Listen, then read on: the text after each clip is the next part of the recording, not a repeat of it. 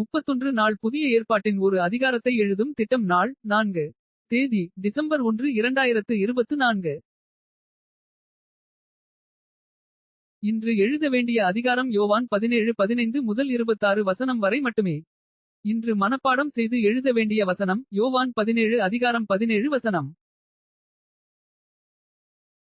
யோவான் அதிகாரம் 17 15ஆம் வசனம்.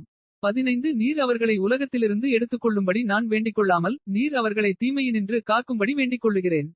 16 நான் உலகத்தானல்லாதது போல அவர்களும் உலகத்தாரல்ல. 17 உம்முடைய சத்தியத்தினாலே அவர்களை பரிசுத்தமாக்கும் உம்முடைய வசனமே சத்தியம்.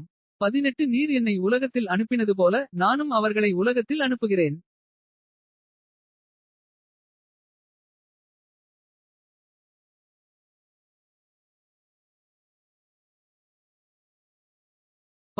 அவர்களும் சத்தியத்தினாலே பரிசுத்தமாக்கப்பட்டவர்களாகும்படி அவர்களுக்காக நான் என்னைத்தானே பரிசுத்தமாக்குகிறேன்.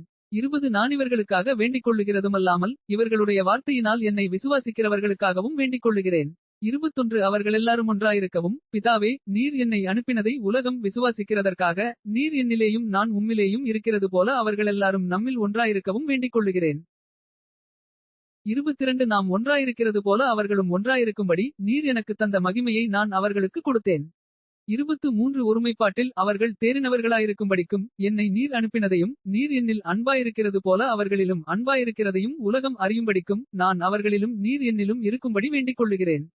24 பிதாவே உலகத் தோற்றத்துக்கு முன் நீர் என்னில் அன்பாயிருந்தபடியினால் நீர் எனக்கு தந்த என்னுடைய மகிமையை நீர் எனக்கு தந்தவர்கள் காணும்படியாக நான் எங்கே இருக்கிறேனோ அங்கே அவர்களும் என். 25 நீதியுள்ள பிதாவே உலகம் உம்மை அறியவில்லை நான் உம்மை அறிந்திருக்கிறேன் நீர் என்னை அனுப்பினதை இவர்களும் அறிந்திருக்கிறார்கள்.